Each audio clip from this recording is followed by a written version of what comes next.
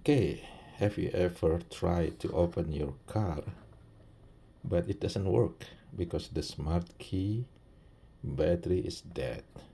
So don't worry. Okay, you can actually open your car using this key. So if you're here, there's a knob over here. Just slide it.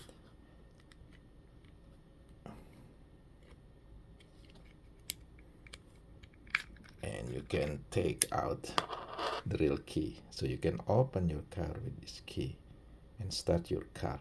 And also, if you want to replace the battery in this smart key, you just put that here.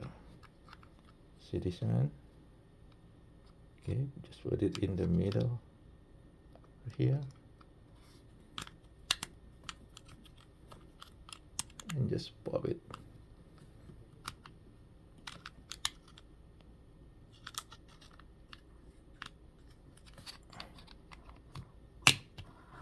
Okay, just put it in the middle and pop it open.